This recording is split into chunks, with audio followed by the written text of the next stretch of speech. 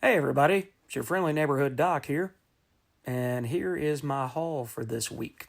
I hope you guys had at least as much fun as I did picking my books up, and let me know down in the comments what you guys picked up, what you were excited about. I know I talked about in the last video some really, really awesome books that are coming out this week, so I hope you found one or more that fit what you need and what you enjoy reading. So let's go ahead and dig in. All right, guys. So to start with, we're going to do this a little bit differently. And I'm going to use this ottoman like I used to with some of my first videos to show off what I picked up this week. This week, we're going to start with Green Lantern Corps, issue number 3. Written by Jeremy Adams and Morgan Hampton, art by Fernando Pizarro and Auclair Albert.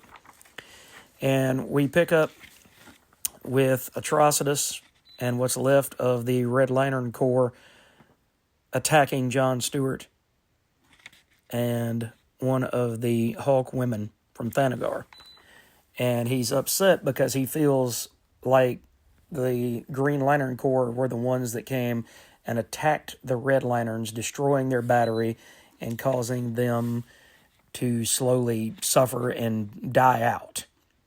There was one lantern that kept his rage so intact and so strong that it allowed the Corps to survive, but he was captured and used to pretty much power a battle station, and a ship. So you get this story and this really, really awesome artwork from Pizarro, and it's picking up from the last issue where Thanagar was destroyed. And so now the Hawk women and the Hawk men don't have a world. But you also get, as you progress, in the last issue you saw this big, giant, golden, it looks like an egg. And from that comes Horus, the original, one of the gods. And he was the god of the Thanagarians. And he was the one that was sleeping within their homeworld. So when the homeworld was destroyed, he was awoken. Through the rest of the issue, you get to see Horus be attacked.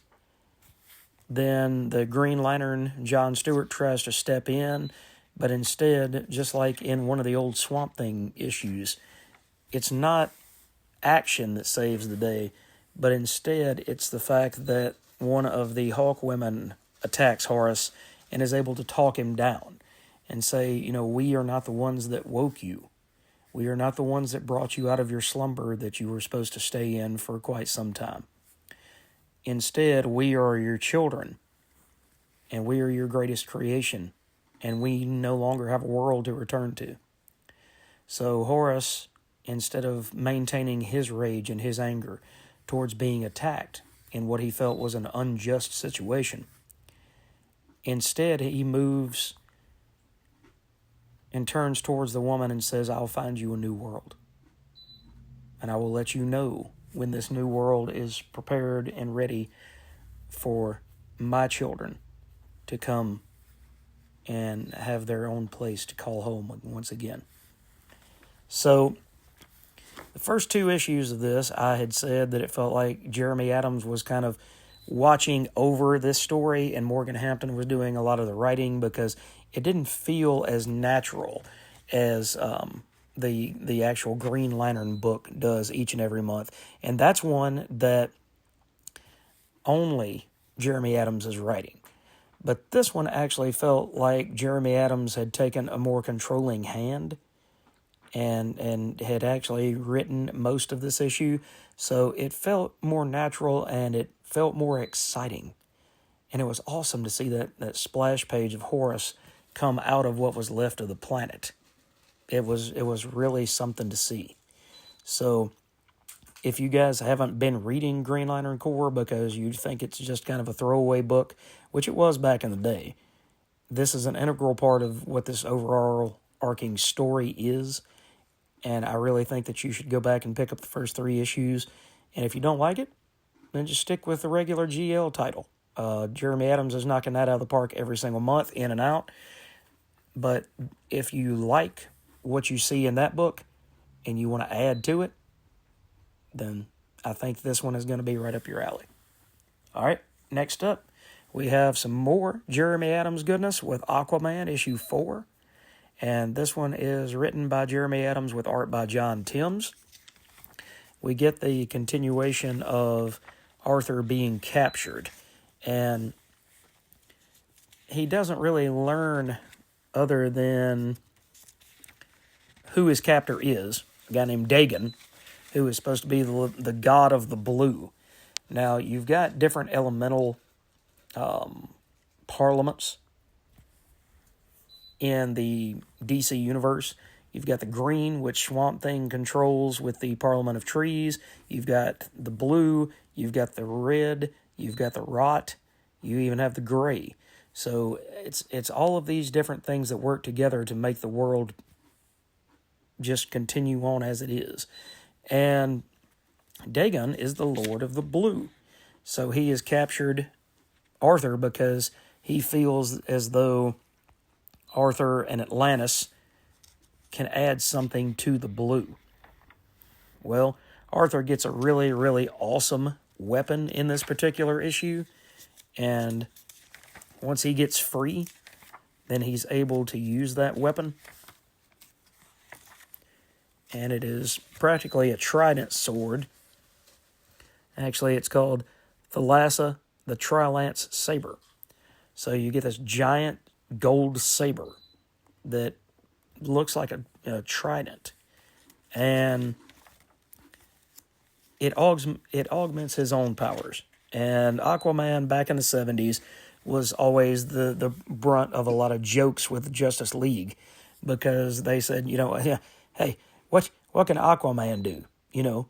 Call a fish over so that he can, make a fillet of fish, when he gets hungry or something like that. But at the end of the day, Jeremy Adams is building Aquaman up to be just as powerful, just as important as any of the other Justice Leaguers.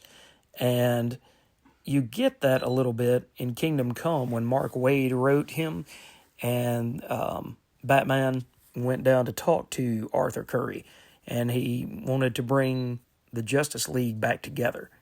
And Arthur Curry said, I never really did feel very confident as your Aquaman, but all of you heroes have 30% of this world to watch over and to protect, and there's only one of me, and I have 70% of this world to watch over, and it is my domain. So you kind of start to understand there's a lot of anger in Arthur Curry, I think, because of his nature, of his upbringing, of his hybrid biology, and that always feeds into that character. But at the same time, if you feed it and give him something to focus on, something positive like the loss of Atlantis and the loss of his wife and the loss of all of his colleagues in the sea, then that's righteous anger. And that can lead to some really, really amazing stories. Arthur takes out Laurie Lamaris, who used to be a friend to Superman, but now she is working for Dagon. And in the end, he says, you have the right, you have the willpower to do your own thing. And apparently he's holding something over Laurie Lamaris because she says, no, I'm not free to do as I wish. I'm not free to do as I please. So, like I said, guys, if you're not reading Green Lantern and Aquaman by Jeremy Adams, you're missing out. All right. The next book that I picked up this week is Jumpscare by Cullen Bunn, with art by Danny Luckert and letters by Jim Campbell. And this is the continuation of Jumpscare. And Jumpscare is a female superheroine who can use any type of weapon from any horror movie that she's ever seen to help her enact vengeance on people that are doing the wrong things. Well, in the last issue, you come to find out that she grew up not really in a commune or anything like that, but she grew up in this really religious home with her kid sister and her mom and dad, and they've pretty much disowned her and disavowed her because the way that she does her superheroics is more Punisher than it is Spider-Man, and that goes against what their religious values tell them. So they don't want anything to do with her. Well, come to find out, they come to realize that their other daughter, their prodigal daughter, is the only one that can find their baby girl who's been kidnapped. And you get this amazing artwork, and she actually tells them to go fly a kite, and then goes to a horror movie, and she's watching a horror movie in the movie theater from kind of the wings, and she realizes this is not interesting to me. This is not giving me what I need.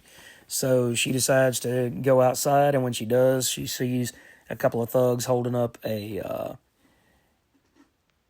convenience store. And as they are attacking that convenience store, she pulls out the Lurker's machete from a fake movie called The Devil Lurks in 1977. So this thing looks absolutely wicked, and she goes to town on them with it, slicing and dicing, and this guy says, look, things got out of hand. And so she took his hands off with that same sword. So it's a dark story, and she comes to find out that she's part of something larger. Now, that doesn't necessarily feed into the story that we're reading right here, but what it does feed into is the fact that she's gonna become more than what she is. And in order to save her sister, there's gonna have to be a transformation and moving forward, and she's got to pretty much embrace who she is, whether her family embraces it or not. And her love for her kid sister is what's going to push her through to make sure that she finds her, saves her, and brings her home to her family. All right. Next up, we have The Moon is Following Us, issue 8 of 10, written by Daniel Warren Johnson and art by Daniel Warren Johnson and Riley Rossmo. We have the continuation story of Sam and Duncan, who were trying to save their daughter Penny, who is in this vegetative state. And you come to find out that the guy who had turned on them a couple of issues ago, the reason he turned on him is because his own daughter had fallen into this same fugue state. And he looked to the books, the knowledge, the history. He turned to libraries, anywhere that he could find information that he thought he could save his daughter. And eventually he did find a creature after he turned to magic and some of the old spells. And that creature, in return for waking his daughter, said, you have to provide me with so many children, And so you find out that it's not necessarily a tragic thing on his end. The die was cast and he made his choice and he made his bed. Now he has to lay in it. But unfortunately, that doesn't work out very well for Sam and Duncan, who are just trying to save their daughter. They're just trying to wake their daughter up. And in the last issue, Sam dealt with trauma that she had towards her mother. And at the beginning of this issue, then Sam realizes that Duncan has got some trauma of his own that he's been dealing with, or hasn't been dealing with. And she tries to get him to talk about it. She tries to get him to open up. Listen, I'm sorry that I was so angry towards you. I'm sorry that every time that I turned around, I bit your head off. That I love you, and I want to be with you, and I want to save our daughter, and that's what's most important. And so Sam has taken a 180 turn, for the first 6 issues, and then in issue 7, then she realizes she loves her husband as well as her daughter, and the only way that they're going to get her back and wake her up is going to be working together. So this book, again, hits you in the feels, because throughout the whole book, they're trying to get Duncan to open up, and he's like, I'm fine. Even some of the nightmare characters that are Penny's friends that she had created in her little, nightmare world come up to him and say, listen, I understand about the heaviness that you carry. I don't know what it is that you carry, but I understand that it's eating you up from the inside out. And his response is just, I'm fine. I am fine. Leave me be. And at the end, it's got a really interesting cliffhanger that you're left on. And unfortunately, this book has only got 2 more issues. So issue 9 is going to be the big push and the big penultimate issue to finishing this particular story off. But I gotta say that Daniel Warren Johnson, just like his Transformers run, has just hit it out of the park. And each and every one of these issues brings with it such an interesting story that it's hard to put this book down. After that, we continue on with Phantom Road issue 11. And this is pretty much the origin of Project Jackknife. Project Jackknife was 2 FBI agents that go and try to track down... There's a serial killer who has been killing at these Billy Bear truck stops. And Billy Bear is like a Flying J or Buc-ee's, whatever may be in your area. It's a big, giant chain of gas stations. And the thing about it is, about a mile from every Billy Bear is where these murders took place. So the first issues of this book were a trucker named Dom and a girl that he picked up on the road, and they seemed to be transporting almost an egg. And they were characters almost like zombies. They kept coming after them. Here, we're getting some backstory. And say what you will about Gabriel Walta's art, Jeff Lemire's story is not brought down by his art. And I've said it before, but I feel like I need to say it again. If you bought Absolute Batman issue 4 and you didn't like the artwork by Walta, go back and read it again. Give it another shot. A lot of people said that it wasn't a good fit, but the reason I didn't like issue 4 is because I just didn't like issue 4. It had nothing to do with the artwork. I thought the artwork was absolutely amazing. And I can't wait to keep reading about Phantom Road. And it might be an unpopular opinion, but just like I enjoy John Romita Jr.'s artwork on Amazing Spider-Man, then I also enjoy Gabriel Walta's artwork on Phantom Road. He makes the story just as much as Jeff Lemire does. So if you hadn't read this, check out the first trade. If you don't like Walta's artwork, I get it, but I can't think of a more perfect artist for this particular book. All right. We're going to go back to Transformers, and this is issue 19. Once again, written by Daniel Warren Johnson with art by, this time it is Ludo Lullaby. I'm not making that up. That's that person's name. This issue, let me show you some of the artwork because it's just a little bit different. It's more of an anime style, but here you get to understand one reason why Megatron is such a absolute prick. It reminded me a lot of the Hunter Prey miniseries that Dan Jurgens did with Superman when Doomsday returned after his initial killing of Superman. And you get to find out that one reason that Doomsday knew or could find Superman and track him was because he's Kryptonian as well. And to be honest, that's really, it's really a beat for beat story like that about Megatron and the birth of Doomsday and the birth of Megatron. And I really can't say any more than that because it was a pretty straightforward story.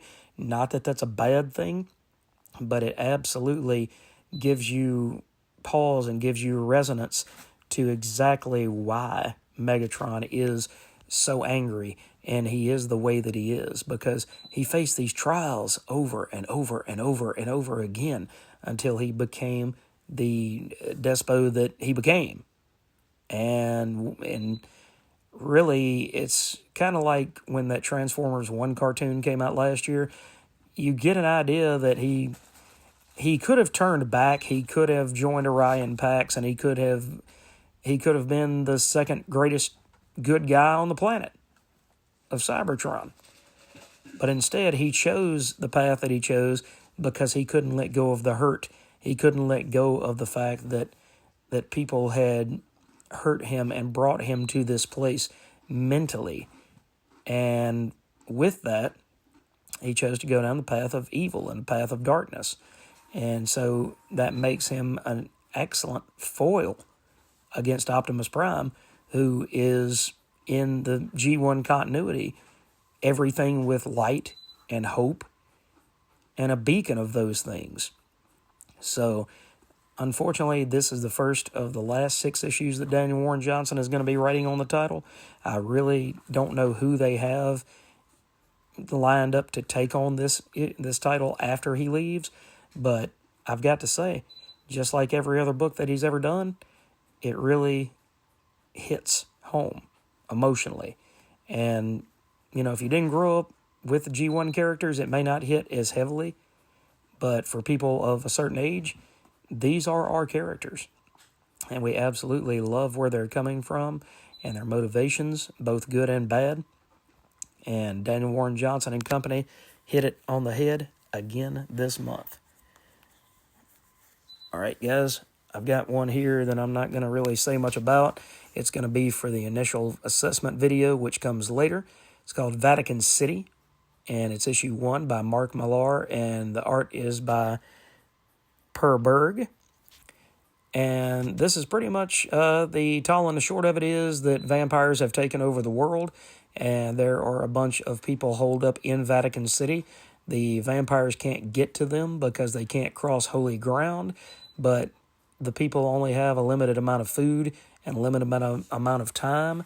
So I'm not really sure whether or not Mark Millar did this book for Netflix or whether this is something that's going to stand on its own. But I will say that I really enjoyed this issue, and hopefully if you guys picked it up, you did too. Let me know down in the comments whether you did and what you thought of this book. All right. And then Behemoth number 3. We still have the kaiju that ate the people, is what we'll call this book.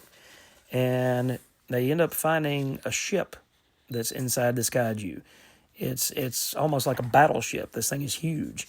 And they run into a guy named Etienne.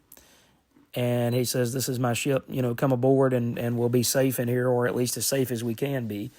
And you come to find out in the end that he is not who he says he is. So they have to attack him. You've got this girl here who had her food truck, and then you've got other characters along the way that have built out. And in the end, this is a story about building a family if you don't have a family, making the best out of your bad situation. If you guys never saw Daylight with Sylvester Stallone back in the day, that was an excellent movie because, like Volcano, that had Tommy Lee Jones about the same time, there was a family aspect to this. These people never knew each other before, but they find themselves in a situation where if you continue to bicker and fight and curse each other, then we're all going to die. And that's how this book goes, is if we can't get this together and work as a cohesive unit, then it's over. It's game over for us all. So that book is really, really good. That one is written by Grant Sputor and Ryan Engel. And I think okay. All right, so Ryan Engel is the artist, and then Jay Martin is the letterist. But they have crafted a very unique story where it's not just, a kaiju or Godzilla or whoever you want to say destroying things. Instead, you have a Walking Dead situation where the zombies themselves are the lesser of the story, and the kaiju is the lesser of the story, and it's the interesting relationship that is being built between these people from different backgrounds, some Caucasian, some of Spanish descent, from different backgrounds in this one city, and all of a sudden, hey, we have to work together or we're all going to die. So, really interesting book, and I can't wait to see what happens next month. All right, and Spawn came out this week. It was Spawn 363. We're all going to lament when issue 366 hits, and Spawn goes from $2.99, where it has stayed for many, many, many years, up to $3.99. Hopefully the tariffs will be brought down, but we're not going to get into politics here. You have a continuation of Medieval Spawn versus Spawn, and you get this amazing Brett Booth artwork. I guess as he's gotten older, it seems like he's gotten a little bit scratchier in his detail, in his line work, but that fits this book to a T. And so you get almost like a Greg Capullo type feel off of it, which Greg drew the book for 80 issues earlier in its run. But you also get an artist who's still at the top of his game, so you get this amazing stuff like this panel down here at the bottom where you get this energy blast. So if you started picking up Spawn on the regular at issue 350 like I did, when the extra dollar hike hits, I'm going to have to wait and see how the story progresses. But Todd McFarlane and Brett Booth absolutely just demolished this issue, and it's crazy to think about that in, I guess, a little bit less than 4 years, Spawn will hit this massive issue 400, which will be the highest issue that any independent title has ever hit. Now, Todd hadn't written every issue or drawn every issue, but he has had his hand in the creatives in the background of every single issue of this title. So for almost 400 issues, that's wild to see. All right, and the last book here is a new volume of Amazing Spider-Man. This is issue 1 with this amazing black cat cover. I'm going to talk about that issue in another video as well. That'll come along in another, as that two-parter initial assessment video. But I will say that this issue was fun. I will say that. And I'm going to leave it at that, and we will pick that up in that next video. So, guys, that was a rather big haul for this week. I'm not used to that many books, but just wanted to share that with you guys. Once again, let me know in the comments what you were thinking about it, and let me know what you think about the channel. Let me know if you guys are enjoying these haul videos as they are. I know that it's not, I'm not up to the level of super professional on this YouTube thing, but once I get moved into the new house, there will be a dedicated space to do these videos. So just hang tight with me just a little bit longer, and we will get into a really, really awesome space that you'll be excited for and excited to see all of these videos when they come out. So just hang tight a little bit longer, and we will get there, I promise. All right, thanks, guys, for checking in, and hope you enjoyed the video. It's a little bit longer this time, and we will talk to you next go-around. Have a great night.